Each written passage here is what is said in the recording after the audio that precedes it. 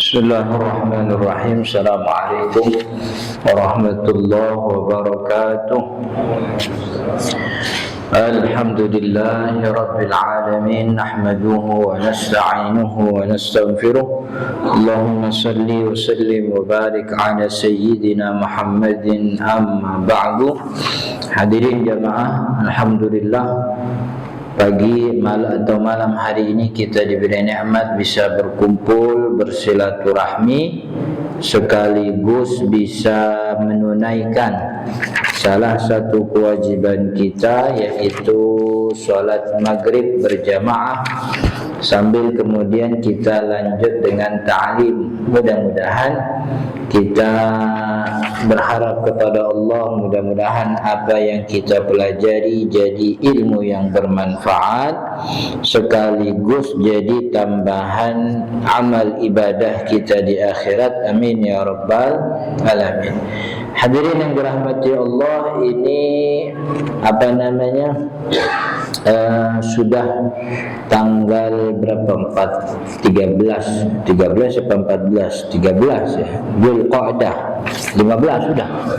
Iya, 15 Dzulqa'dah. Jadi kira-kira nanti tanggal 18 atau 19 Mei masuk 1 Dzulhijjah. Di dalamnya ada ritual penyembelihan hewan kurban. Jadi karena sampai lebaran kagak ketemu lagi ya, karena jadwalnya minggu Sabtu pertama nih nggak ketemu lagi. Jadi kita baca bab kurban daripada kitab Matan Al-Ghayah wa Taqrib. Mudah-mudahan ada manfaat, ada yang bisa kita ambil untuk kita praktekkan nanti di hari raya Idul Adha. Termasuk juga hal lain ya terkait dengan Idul Adha, dari mulai puasa, kan ada istilahnya tuh puasa tarwiyah ya. Puasa tarwiyah, ada puasa Arafah, kemudian sholat Idul Adha-nya misalnya. Qala al-musannifu rahimahullahu ta'ala wa nafa'ana bihi wa bi'ulumihi fid darain, amin ya rabbal alamin. Faslun, wal udhiyatu sunnatun muakkadah. Udhiyah kurban, jadi ulama namainnya udhiyah bukan kurban. Kalau kurban kan istilah kita, nama di kitab-kitabnya udhiyah dari kalimat duha, karena kurban itu awal pensyariatannya itu disembelih di waktu duha. Ibrahim nyembelih Ismail alaihi wassalam waktu duha. Awal kali diperintah untuk Nabi menyembelihnya waktu duha. Makanya sholat Idul Adha itu sebagian ulama tidak menganjurkan untuk makan sebelumnya. Iya. Kalau Idul Fitri kan ada anjuran makan sebelum sholat, begitu. Kalau Idul Adha anjuran makannya tidak ada, untuk memperluas waktu penyembelihan. Jadi kalau ngikutin Nabi itu makannya bentar lagi zuhur baru makan, dan itu beliau makan limpah dari daging sembelihan kambing sembelihan beliau sendiri. Jadi dari habis sholat sholat Idul Adha, sholat Id, motong begitu. Kalau makan dulu nggak apa, ya nggak apa-apa sih sebenarnya mah gitu. Cuman bagusnya jangan lama-lama. Orang kita kalau makan sebentar, kongkonya lama banget. Iya, makan 5 menit, kongkonya bisa 25 menit gitu. Jadi biar waktunya panjang. Nah, maka disebut udhiyah dari kalimat duha.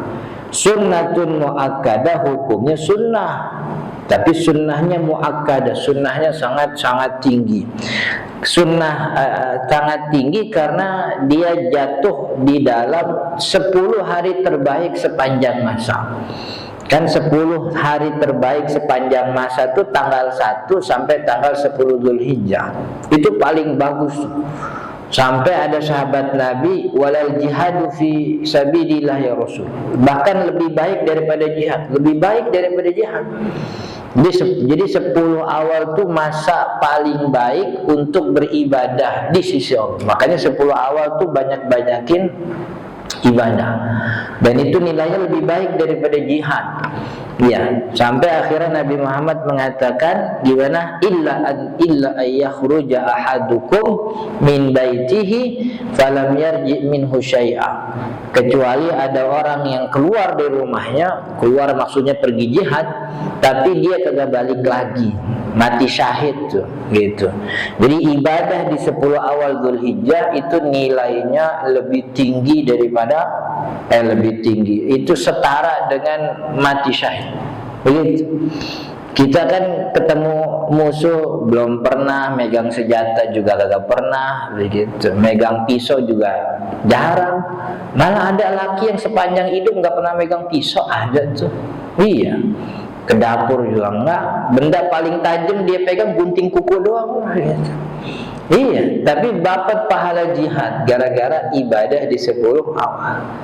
Gitu, 10 udahnya ini 10 awal, 10 awalnya di bulan haram. Dzulhijjah kan bulan haram, mulia lagi. Dan memang ketika hari raya Idul Adha tuh tanggal 10, 11, 12, 13 itu tidak ada ibadah yang lebih baik daripada mengalirkan darah, begitu. Makanya sunnah nih sunnah, kagak wajib, tapi sunnahnya muakkadah sangat tinggi. Maka kalau ada orang punya kemampuan, ya alhamdulillah. Tapi kalau nggak punya kemampuan, ya nggak apa-apa, karena kan hukumnya sunnah, gitu. Jadi ngukur lah. Apalagi sekarang Idul Adhanya kebetulan akhir bulan, tanggal 27 atau 28 gitu ya. Iya, 27 atau 28 gitu. Pokoknya antara itu. Jadi tanggal 27 itu kan dekat ke tanggal 1 tuh. Iya. Bagi sebagian orang tanggal 1 itu kan rada-rada ngeri juga kan gitu. Ngeri-ngeri sedap gimana gitu. Gajinya tanggal 25, 26, lebaran 27. Nah, ngukur mampu apa enggak nih? Ini kalau gaji buat beli kambing sampai tanggal 1 belum dapat pemasukan lagi, gitu. Bisa sih beli kambing, mentar tanggal 1 cicilan mobil kagak ada yang nalangin, gitu. Kalau Ustadz yang kemarin nyuruh korban pas KPR kita macet dia mau nalangin, saya mau korban, gitu. Kan enggak? Ya, pengurus masjid yang semangat banget nawar-nawarin korban, token kita bunyi mah kagak mau beliin dia, gitu. Jadi ngukur sendiri aja. Ini tanggal 27, dan bentar lagi tanggal 1. Tanggal 1 ini ada cicilan rumah, mobil, anak sekolah, susu aurok misalnya. Belum lagi yang bininya doyan pay letter. Waduh, tuh musibah itu sebenarnya. Iya, bini doyan banget pay letter, la haula wala quwata illa billah. Kadang-kadang kita juga bingung ya, ini kita ngajarin istri di rumah jangan ngutang, jangan ngutang. Rupanya di pengajian disuruh ngutang sama ustazahnya, ngutang seragam, gitu. Rada nyewotin itu pengajian mak-mak tuh emang tuh. Kita di rumah udah jagain ya bini, kalau kagak punya jangan beli, begitu. Kalau mau punya nabung, begitu. Pokoknya jangan ngutang. Udah ngajarin kita jangan ngutang. Di pengajian ustazanya nyuruh, udah ngambil aja bu, ngambil. Bayar ntar 3 kali, kan nyewotin tuh ustazah begitu tuh. Iya, pengen saya ketemu tuh ustazahnya tuh. Itu sunnah muakkadah. Wa yujzi'u fiha al-jaza'. Boleh sembelihannya make domba, make 1 tahun minad dhani dari domba. Jadi ini umurnya nih. Hukumnya sunnah muakkadah, kemudian umur. Ya. Umur hewannya kalau dia domba minimal 1 tahun. Wasaniya minal ma'zi, dan 2 tahun minal ma'zi daripada kambing. Jadi kalau dalam mazhab Syafi'i domba 1 tahun dulunya mas udah sempurna 1 tahun. Kambing udah sempurna 2 tahun. Walaupun sebagian ada yang bilang kambing 1 tahun udah cukup, tapi kebanyakan ulama Syafi'i itu bilang kambing 2 tahun. Jadi domba 1 tahun, kambing 2 tahun, wasaniyu minal ibili, dan 5 tahun daripada unta. Unta 5 tahun, minimal 5. Wasaniyu minal baqar, dan 2 tahun daripada sapi. Jadi domba 1 tahun, kambing 2 tahun, sapi 2 tahun. Ini kagak ada urusan apa jantan apa betina. Jadi nggak usah bingung nyari yang jantan apa betina. Dua-duanya boleh. Yang penting umurnya cukup. Domba 1 tahun, kambing 2 tahun, sapi 2 tahun minimal. Tapi katanya Ustaz, bagusnya jantan, kata dia gitu. Emang siapa yang bilang bagus? Katanya sih, saya juga gak tahu sih. Pokoknya kagak ada syarat jantan apa betina gitu. Ya, jadi nggak ada. Yang penting umurnya cukup. Ini kalau kurban emang banyak nih, sama kayak Ramadan. Jadi banyak informasi yang apa ya namanya ya? Sulit untuk dipertanggungjawabkan kan ya. Dulu lagi puasa katanya berbukalah dengan yang manis-manis kata Nabi, padahal Nabi Muhammad gak pernah ngomong begitu itu. Iya, saya yakin dulu yang riwayatin tukang sosro itu biar laku gitu. Gak pernah ada hadis begitu itu. Iya. Kalau sekarang nih mau kurban ini tenang, biasa ada di flyer kurban itu. Siapa yang punya keluasan harta lalu dia tidak berkurban, maka jangan dekati tempat sholat kami. Itu hadisnya masih dalam bukan masih dalam perdebatan, emang bermasalah secara redaksi itu bermasalah. Ya kenapa orang kagak kurban jadi kagak boleh masuk masjid? Kan kagak ada urusan. Ini secara redaksi hadis bermasalah. Gitu. Kata ada kitab hadis tuh judulnya Al-Mawdu'at, karangannya Imam Ibnul Jauzi. Beliau ngumpulin tuh sepanjang hidup, dia ngumpulin hadis-hadis palsu. Lalu akhirnya dia bikin kaidah. Pokoknya kalau nemu ada orang bilang Rasul Shallallahu Alaihi Wasallam bersabda, ini ada orang ngomong gini, tapi isinya bertentangan dengan fakta sejarah, begitu.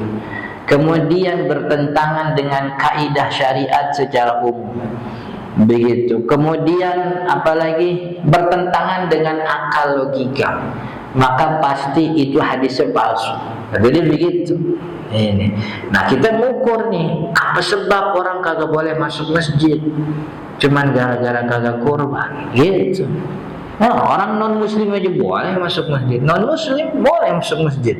Kan ya, 4 mazhab nih selain Imam Abi Hanifah, seluruh masjid di atas muka bumi ini kecuali Masjidil Haram boleh dimasukin non muslim, siapa aja, di mana aja boleh, kecuali Masjidil Haram.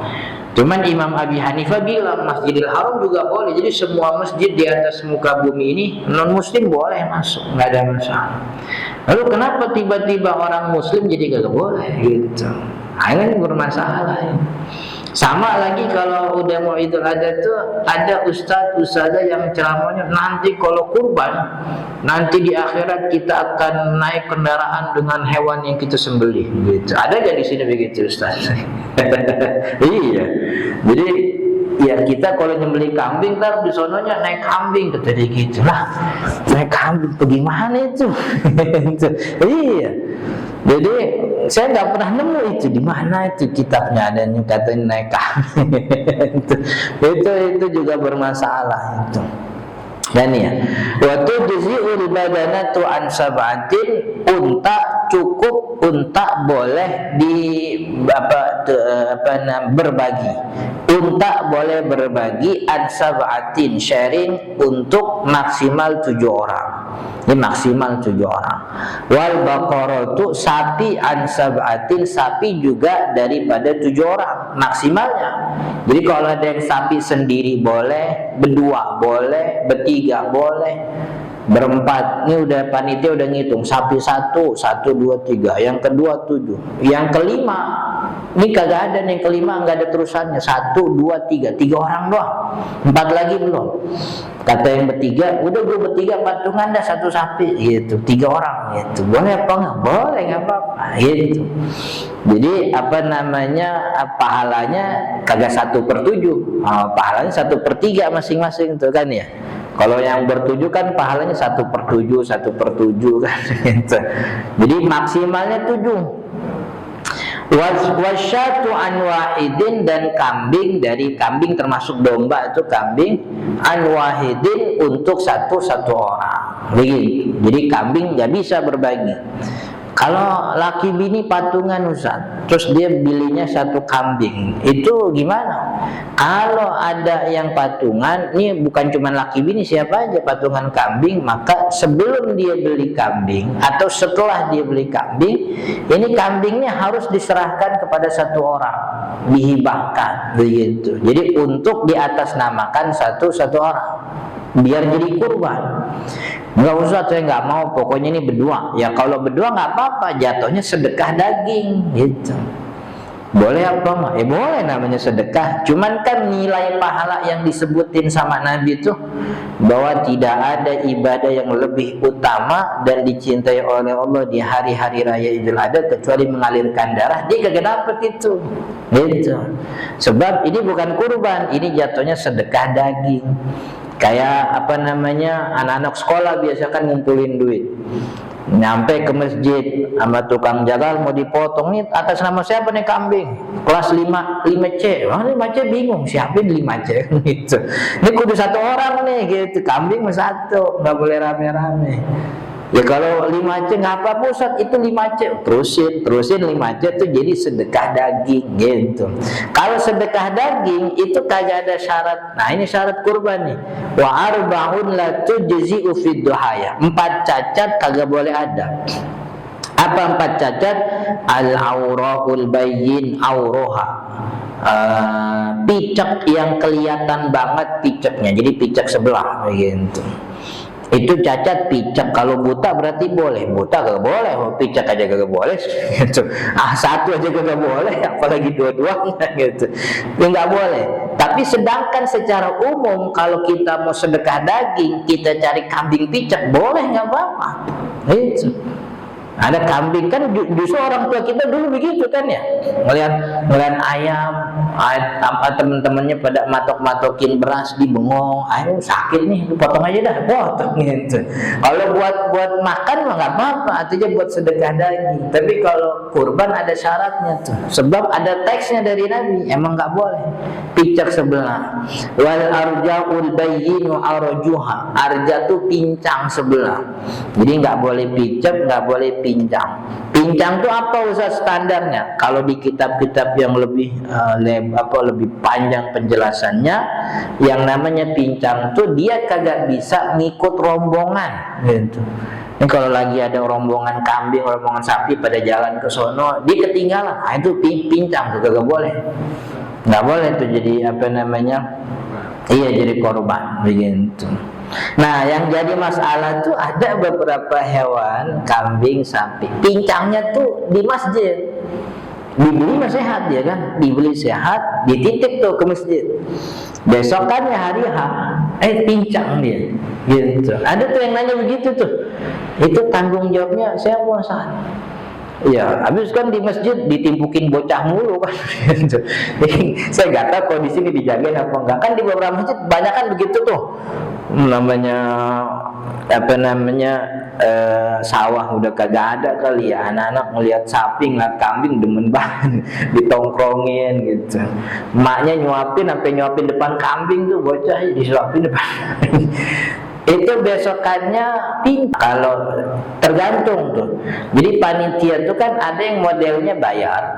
Jadi ada biayanya, biaya pemotongan tuh bayar begitu. Ada panitia yang kagak pakai bayar, udah naruh aja di situ. Kalau dia asal naruh, emang panitia tidak membebani bayaran begitu, itu penitipan benar, namanya wadiah. Yang namanya wadiah itu tanggung jawabnya bukan pada yang dititipin, tapi tetap tanggung jawabnya ada pada pemilik barang. Kecuali si yang dititipin lalai, misalnya dia yang ngerusakin misalnya gitu. Tapi kalau tidak ada indikasi kelalaian dan perusakan dari yang dititipin, itu tanggung jawabnya pada pemilik barang. Karena penitipan itu bukan akad tukar menukar. Beda kalau kemudian si yang dititipin minta bayar. Gitu. Ini kalau kambing di sini 500.000, kalau sapi 2 juta misalnya biayanya gitu. Maka itu yang namanya penitipan berubah jadi ijarah, sewa jasa. Sewa jasa tuh tukar menukar tuh nggak boleh ada yang rugi, harus win-win solution. Jadi ketika dia ada bayaran, walaupun kita namainnya penitipan, itu yang terjadi itu sewa jasa. Jadi dengan uang 2 juta kita nyewa, kita bayar jasanya si orang-orang ini untuk jagain sampai penyembelihan gitu. Walaupun namanya penitipan, tapi yang dihukum itu bukan namanya, tapi sistemnya. Ya kayak kita nitip helm di mall tuh kan. Di mall ada tempat penitipan helm, tapi bayar satu jam 2.000. Nah, kita 2.000 tuh bayar jasa jaganya. Maka yang terjadi itu ijarah namanya, sewa menyewa. Jadi tanggung jawabnya siapa? Tanggung jawab yang orang yang buka jasa itu. Jadi kalau helmnya rusak, hilang, tanggung jawab begitu. Itu namanya ijarah. Begitu juga dalam hal ini. Maka panitia ini mesti kalau dia minta bayaran gitu ya harus waspada, ekstra hati-hati. Kalau bisa bikin pengumuman, yang mau nitip ke masjid naruhnya ntar habis sholat id.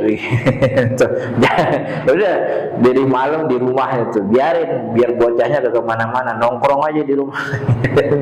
Jadi nggak usah ditakutnya malam di sini malah kagak dijagain macem-macem.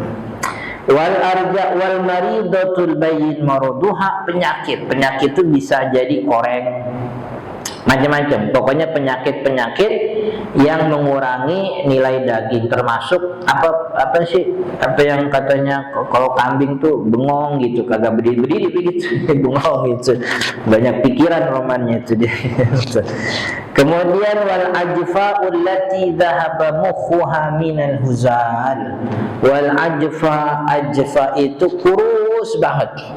Kurus sampai hilang dagingnya, minal huzal, dari kurusnya itu. Jadi 4 tuh cacatnya: picak sebelah, pincang sebelah, penyakitan, dan juga ajfa. Ajfa itu kurus banget. Jadi kurus sampai tulangnya jiplak begitu. Tulang tulang pahanya tuh ngejiplak gitu. Nah itu kurus. Jadi 4 cacat ini nggak boleh ada. Wa yujzi'ul khosi, tapi sah kalau kurbannya al-khosi itu dikebiri. Kan kambing dikebiri itu kan sebenarnya cacat, karena ada bagian tubuhnya yang dipotong kan ya. Tapi cacatnya kebiri itu justru membesarkan dagingnya, maka nggak ada masalah.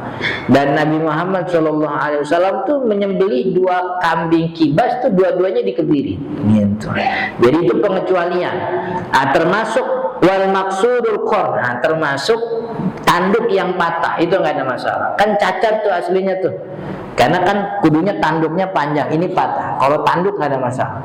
Jadi kebiri dan tanduk ini 2 cacat yang dikecualikan. Sebab 2 cacat ini tidak mempengaruhi daging. Gitu. Picak sebelah itu daging matanya nggak bisa. Kemudian kalau koreng itu korengnya nggak bisa. Kupincang ini nggak bisa, mengurangi nilai daging, berat dagingnya. Tapi kalau kebiri sama tanduk, kan kagak ada orang makan tanduk kan. Itu iya, segitu-gitunya limbat juga kalau show kagak pernah makan tanduk kambing gitu. Iya, jadi limbat tetap aja makannya biasa.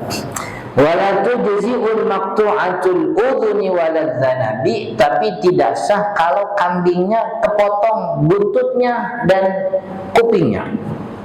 Al-udhun wal dzanab, kuping dan buntutnya, itu termasuk cacat. Jadi nggak boleh kepotong kepotong kuping dan juga buntutnya.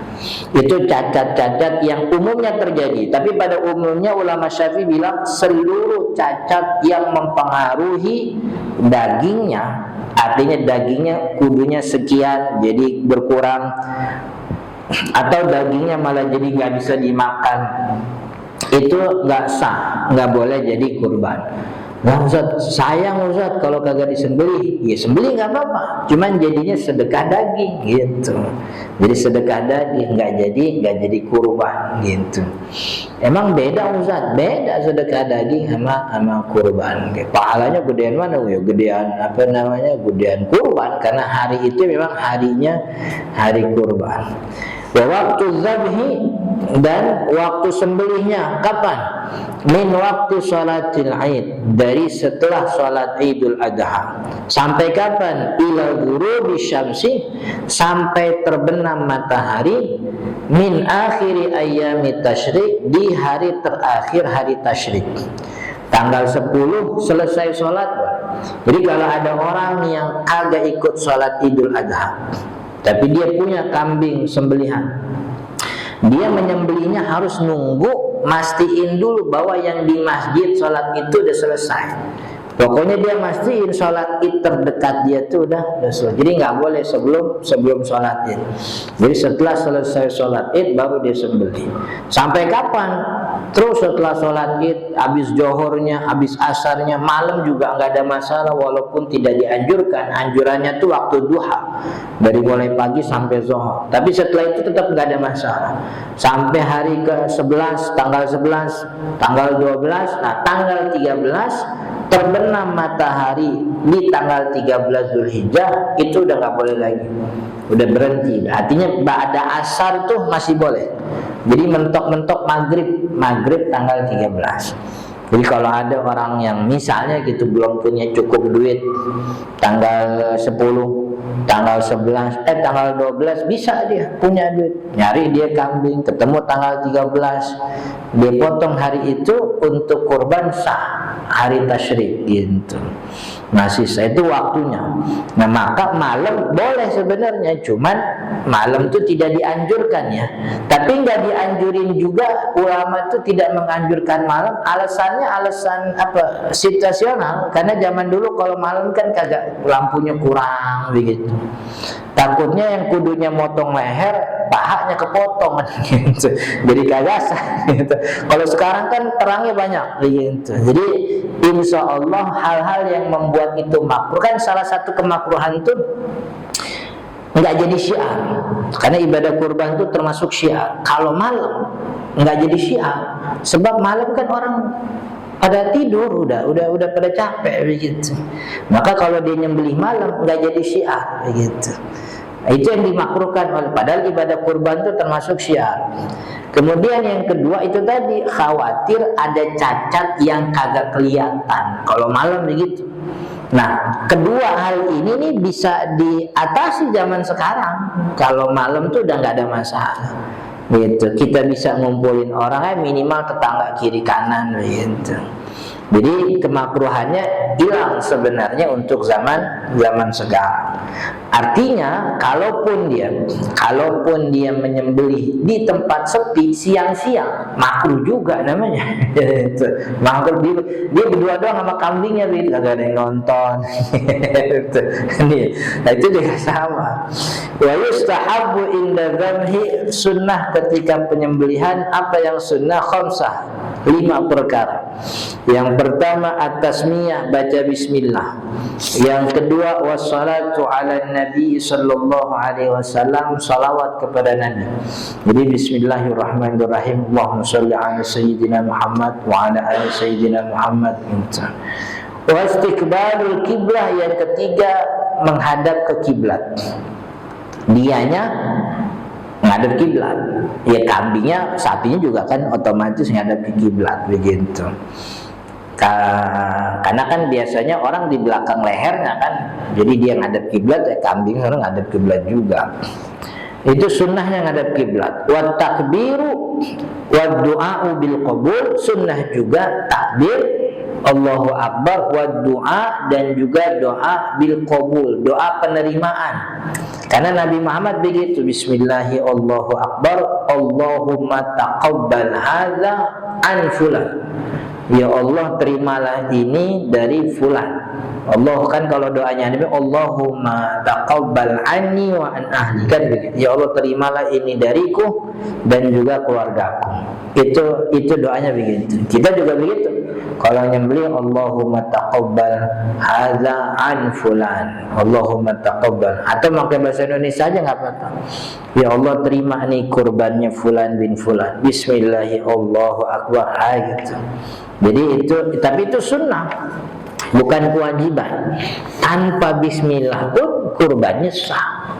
Tanpa mengucapkan bismillah, tanpa Allahu akbar, kurbannya sah. Karena bukan syarat, gitu. Syarat tuh kepotong nih. Apa 3 urat di sini ini 2 dari 3 tuh kepotong. Itu syaratnya. Jadi bismillah bukan syarat. Artinya kalau ketemu nanti ya, ada orang membeli kagak pakai bismillah, emang sah? Sah, nggak ada masalah. Gitu.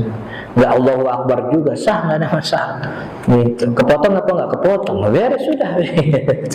Biar enggak, karena itu hukumnya sunnah bukan syarat.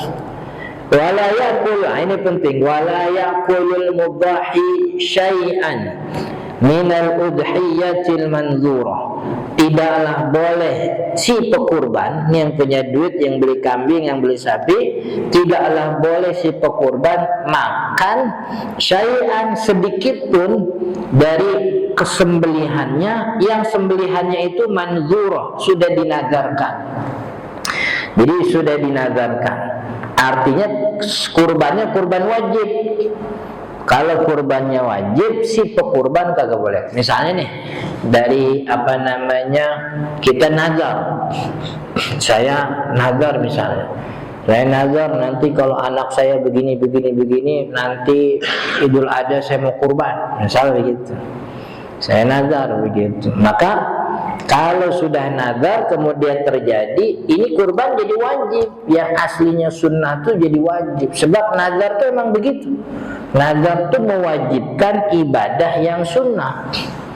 Jadi kalau ibadah yang wajib nggak usah dinazarin, karena udah wajib.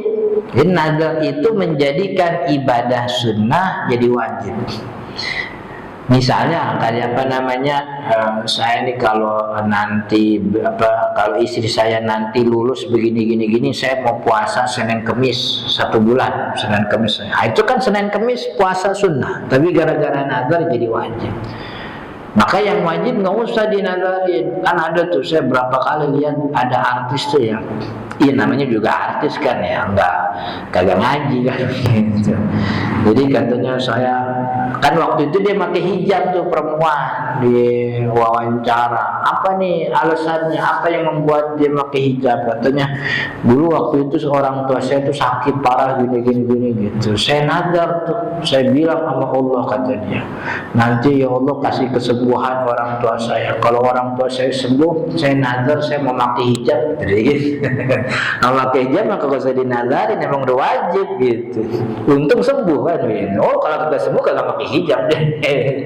Jadi iya, saya nazar nih, pokoknya ntar kalau dia mau interview nih, kalau lolos nih interview dapat kerjaan, ntar zohor gue mau sholat zohor. Ya ayo zohor maka gue usah dinazarin, emang udah wajib itu.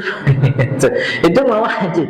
Jadi ibadah yang sunnah jadi wajib gara-gara nazar. Nah, kalau wajib nggak boleh itu disembelih, nggak boleh dimakan. Dia sama orang keluarganya nggak boleh makan, nggak boleh dapat jatah.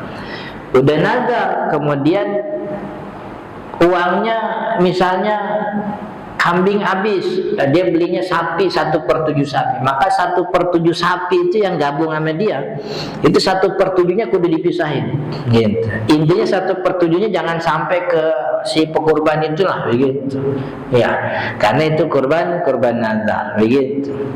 Kalau kurbannya selain kurban nazar, kurban sunnah. Kalau kurban sunnah mah boleh, nggak ada masalah. Si pekurbannya boleh, si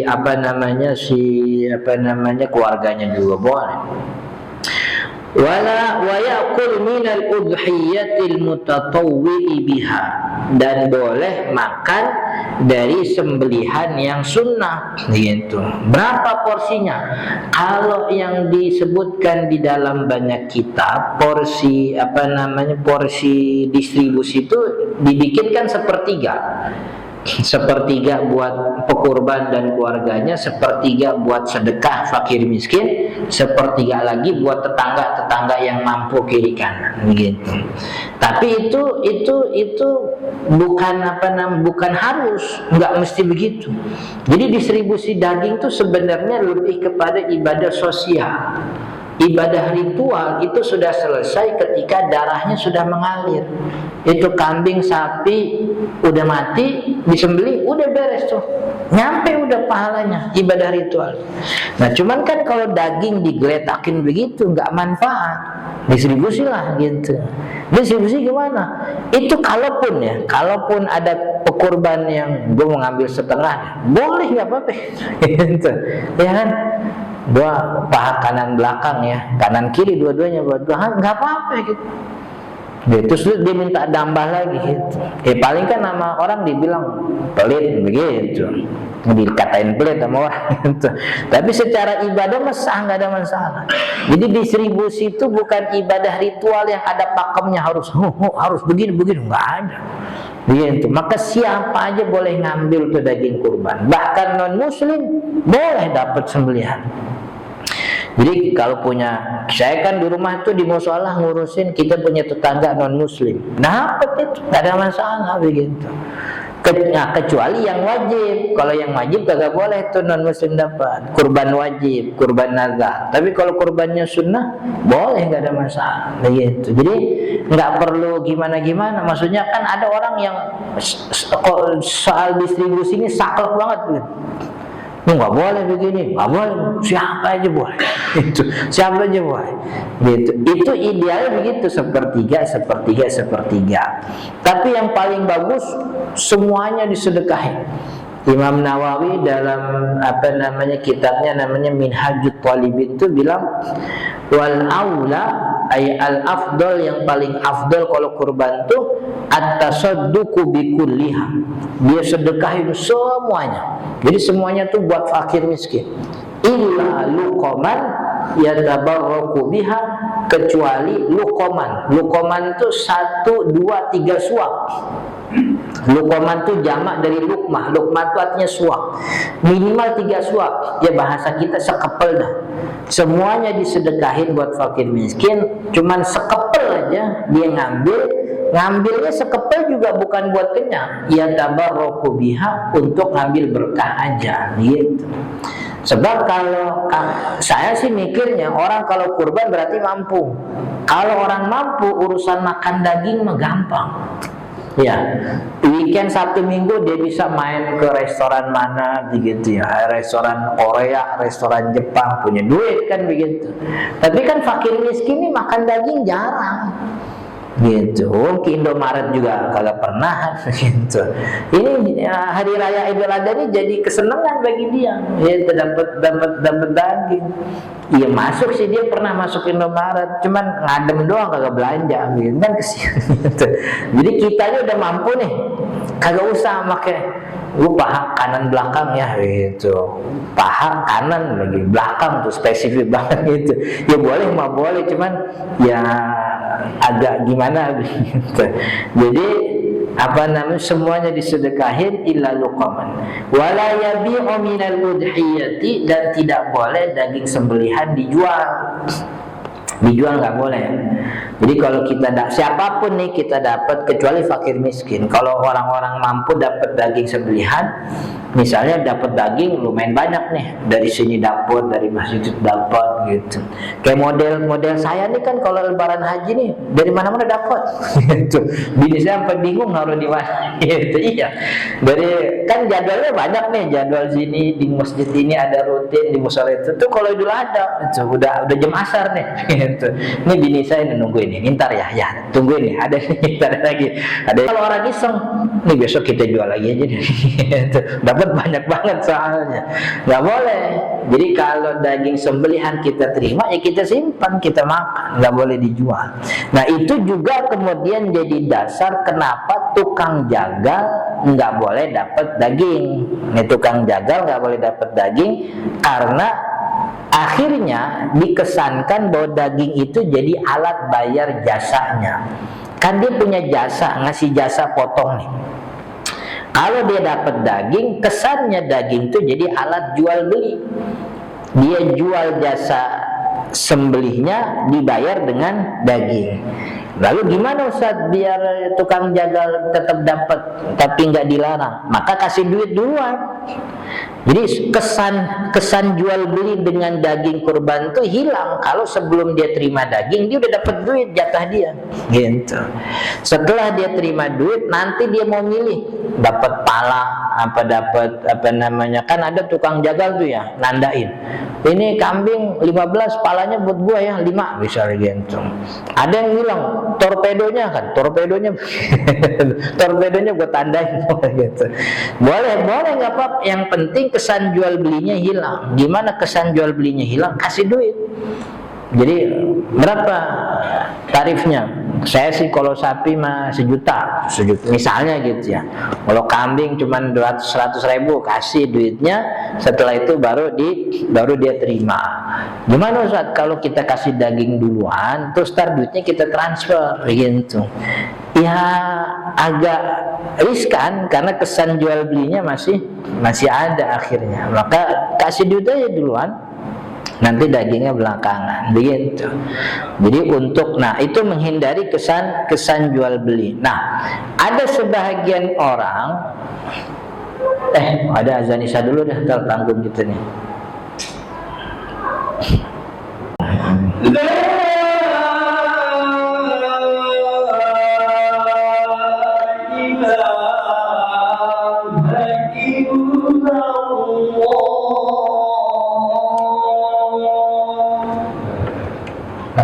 اللهم سيدنا محمد شرف درجة عالية إنك لن تخلف. Hadirin sedikit lagi. Jadi soal panitia kan ada sebahagian orang, banyak nih ya di mana-mana ngomong katanya panitia nggak boleh dapat daging sembelihan begitu ya.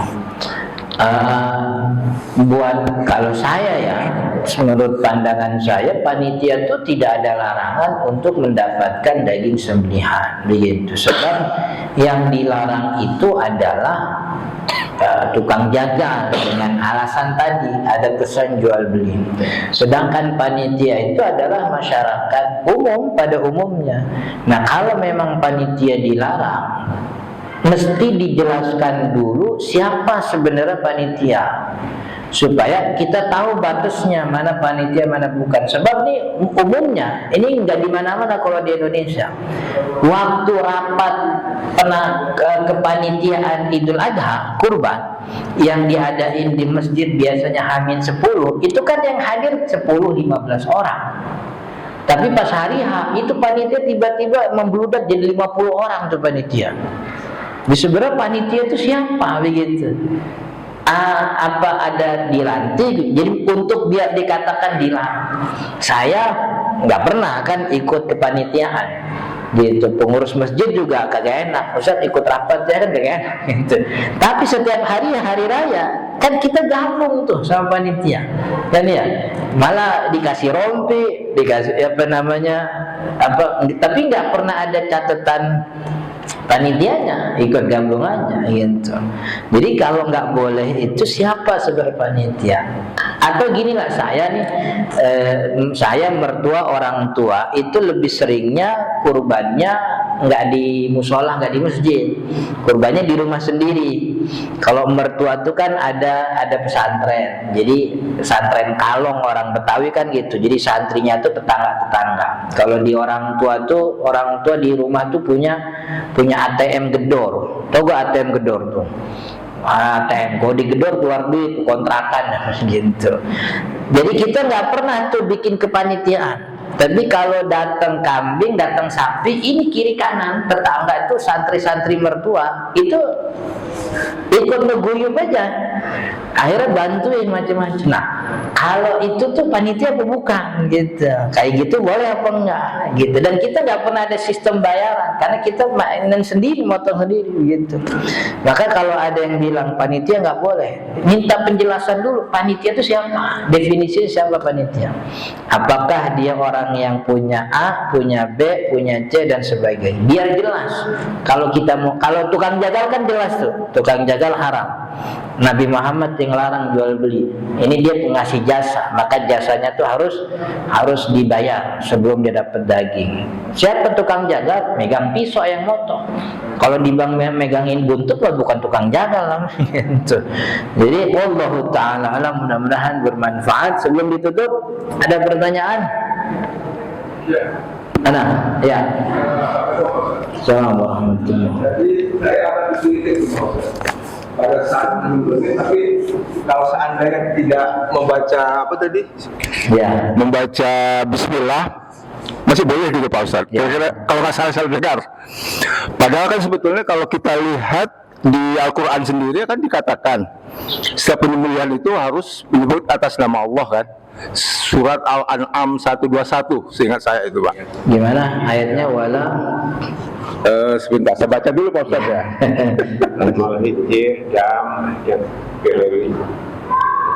Ya, wala ta'kulu mimma lam yuzkarismullah. Kan gitu Pak Ustadz. Nah, ini kira-kira gimana Pak Ustadz? Ya. Jawabannya Pak Ustadz. Jadi hadis itu memang indikasi utamanya perintah bahwa sembelihan hewan itu diharuskan membaca Bismillah. Tapi ayat itu kemudian disandingkan dengan Al-Maidah ayat 5. Wa ta'amul ladzina utul kitaba hillul lakum wa ta'amukum hillul lahum. Sembelihan ahlul kitab, makanan ahlul kitab termasuk di dalam sembelihan itu halal bagi kalian. Sembelihan kalian, makanan kalian halal bagi kalian, halal bagi ahlul kitab. Maka karena ada ayat ini berarti kan kita juga nggak pernah tahu nih ahlul kitab apakah dia memulai dengan Bismillah. Ahlul kitab itu Yahudi Nasrani. Maka karena ada ayat itu, madhab Imam, saya pikir 4 madhab sepakat bahwa tasmiyah, membaca Bismillah dalam penyembelihan itu bukan kewajiban, bukan syarat. Karena ayat itu tadi, karena ada ayat Al-Maidah itu levelnya jadi turun, jadi sunnah gitu. Kemudian kita juga dapat fakta, ternyata dulu Nabi SAW menerima hadiah sembelihan tetangganya orang Yahudi. Ini ceritanya masyhur. Dan Nabi Muhammad pulang, tiba-tiba di mejanya tuh ada daging sapi. Ditanya nih, Sayyidah Aisyah nanya, Nabi, ini tetangga kita orang Yahudi ngasih daging sembelihan gitu. Terus kenapa kagak disiangin? Kalau bahasa kita kenapa kagak disiangin gitu. Saya takut, Nabi, kata Sayyidah Aisyah, saya takut orang saya nggak tahu dia nyembelihnya pakai Bismillah apa enggak gitu. Tapi kata Nabi Muhammad, siangin lah, ntar makannya Bismillah gitu. Jadi jurus perintah Bismillah itu bukan pas lagi motong, ntar pas lagi makan gitu. Maka karena ada cerita itu dan juga ayat itu, ini level kewajibannya turun jadi sunnah. Wala ta'kulu itu artinya keharaman, tapi keharamannya jadi makruh levelnya. Perintahnya awalnya wajib jadi sunnah begitu. Jadi nggak ada masalah. Perempuan. Apa lagi? Apa? Ya. Kita pasti dapat bagian ya. Ya. Nah, tapi biasanya orang yang berkurban itu juga dikasih kesempatan untuk menjaga atau memotong Ya. hewan kurban ya. Kira-kira orang yang seperti kayak gitu masih boleh dapat nggak Pak? Kira-kira untuk dapat daging kurban?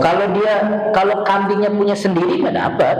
Tetap dapat. Iya, ini kan tukang jagal bukan kambing dia. Jadi tukang jagal yang dilarang dapat daging itu tukang jagal yang kagak punya kambing gitu. Jadi ini kambing bukan punya dia, sapi bukan punya dia motong. Justru kalau dia motong sendiri, ini saya beli kambing, saya motong diri. Nah, emang mestinya begitu, sunnahnya begitu. Jadi punya sendiri motong diri gitu. Siap. Iya, afdol begitu. Ustaz, Ya.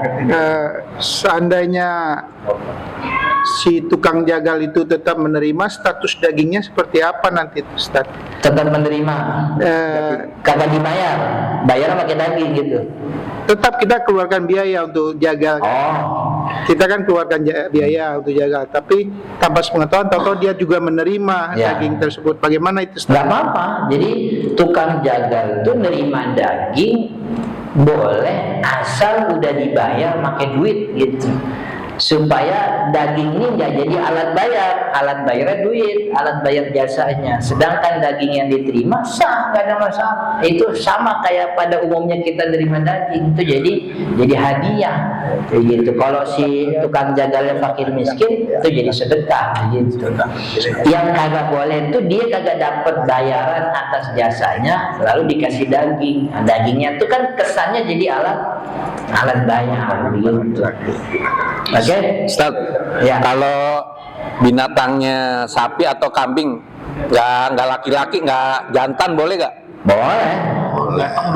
Baru datang ini dia. Tadi udah di ini.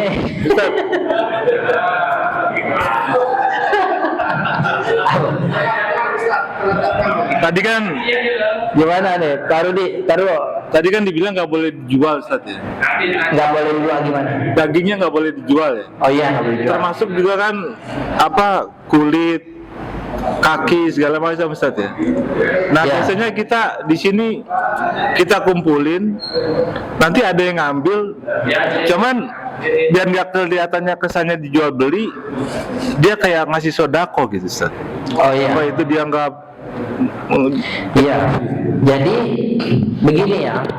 Aslinya memang seluruh daging sembelihan itu tidak boleh diperjualbelikan termasuk kulitnya. Bahkan hadisnya tuh kan ngomongnya kulit, nggak boleh itu gitu. Nah, tapi kemudian kalau ada orang yang datang kemudian kalau ngambil doang kagak enak nih, saya mau ngasih sedekah nggak ada masalah kalau memang niatnya begitu. Nah, karena ini sedekah maka tidak boleh ditujukan kepada si pemilik daging gitu. Jadi sedekah.